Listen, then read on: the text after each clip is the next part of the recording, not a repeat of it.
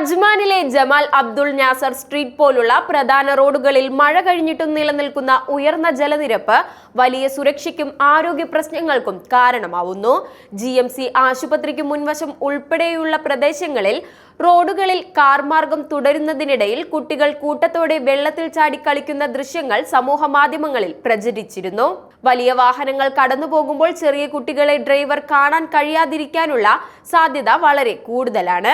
തിരമാലകൾ പോലെയുള്ള വെള്ളക്കെട്ട് കുട്ടികളുടെ കാഴ്ചയെയും നിയന്ത്രണശേഷിയെയും ബാധിക്കുകയും അപ്രതീക്ഷിത അപകടങ്ങൾ ഉണ്ടാകാനുള്ള സാധ്യത കൂടുതലാണെന്നും ആരോഗ്യ വിദഗ്ധർ മുന്നറിയിപ്പ് നൽകുന്നുണ്ട്.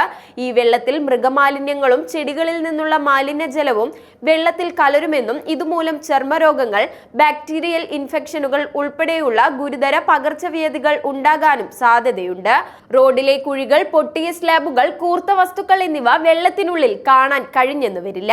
കുട്ടികൾ അത് തട്ടി മുറിവേൽക്കാനുള്ള അപകട സാധ്യതയും കൂടുതലാണ്. കൂടാതെ റോഡരികിലെ ഇലക്ട്രിക് പോസ്റ്റുകളും ഭൂഗർഭ കേബിളുകളും അപകടത്തിന് വഴിവെക്കാൻ സാധ്യതയുണ്ട്. സാമൂഹിക പ്രവർത്തകരും നാട്ടുകാരും കുട്ടികളുടെ സുരക്ഷയും മുൻനിർത്തി ഇത്തരം പ്രവണതകൾ തടയേണ്ടതിന്റെ ആവശ്യം കൂടുതലാണ്. കഴിഞ്ഞ ദിവസങ്ങളിൽ UAE-യിലെ വിവിധ എമിറേറ്റുകളിൽ ശക്തമായ മഴയും ഇടിയോടുകൂടിയ കാറ്റും രേഖപ്പെടുത്തിയതോടെ ഷാർജയിലും അജ്മാനിലും ഈ പ്രദേശങ്ങളിൽ ജലനിരപ്പ് മാറുന്നത് മന്ദഗതിയിലാണ്. നഗരസഭ ചില പമ്പുകൾ ഉപയോഗിച്ച് വെള്ളം നീക്കാൻ ശ്രമിച്ചിട്ടും കാര്യമായ മാറ്റം ഇതുവരെ ലഭിച്ചിട്ടില്ല. അതിനാൽ മാതാപിതാക്കളും നാട്ടുകാരും കുട്ടികളെ ഈ വെള്ളക്കെട്ടിൽ ഇറങ്ങുന്നത് തടയുകയും അധികൃതർ മുന്നറിയിപ്പുകളും മുൻകരുതലുകളും ശക്തമാക്കണമെന്നും വിദഗ്ധർ പറയുന്നു. വലിയ അപകടങ്ങളും ആരോഗ്യ പ്രശ്നങ്ങളും ഒഴിവാക്കാൻ ജാഗ്രത പാലിക്കുന്നത് അനിവാര്യമാണ്.